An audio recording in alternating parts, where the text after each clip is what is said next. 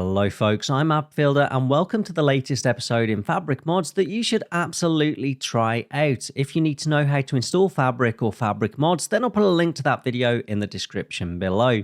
Today's mod is called ContainerSearcher by Loxos, and this is a mod that I personally have been wanting for some time now. It's a completely client-side way of searching your barrels, your chests, and your shulkers. So the way this works then is it caches the contents as you look in the container. So if I haven't opened any of these, I wouldn't be able to search for them. So if I click on this one, it started to cache the contents as I open them. Keep that in mind. Once you install the mod, you might just want to quickly go through all your chests and what have you. And then once you have, you can hit number 5 on the keypad, and you can see I've already been searching for stuff here. If I just delete that, I do want to show you it has got a couple of little bugs. It is quite a new mod, so just keep that in mind. But if we look, we got the options so we can search our current dimension. We can change the search distance, make that much more local to us. And also we can change this here to look at the target. That happens when you click onto the item.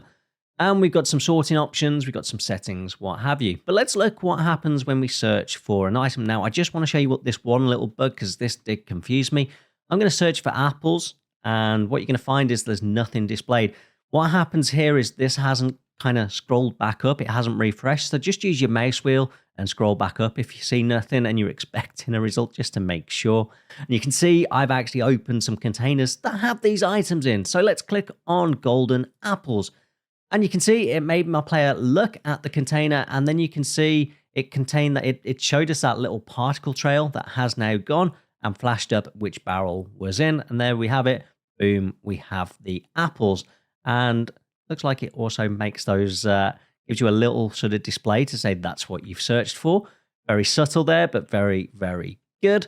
And if we just go back into that and we type in cobblestone, you'll see, for example, because I've got search distance to none, this one's 17,000 blocks away.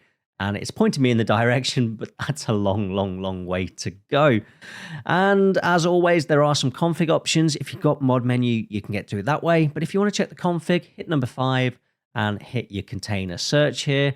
And you've got a whole bunch of options that you might want to change. Don't know whether you will, completely up to you guys, but that's how you get to the config.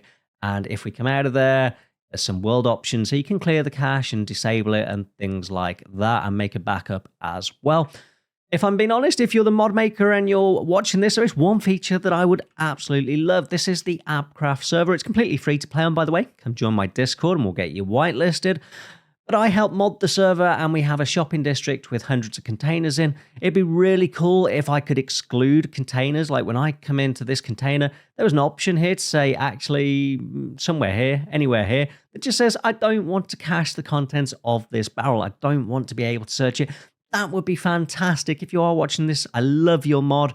And folks, if you enjoyed this video, then please hit that like button. Consider subscribing to the channel.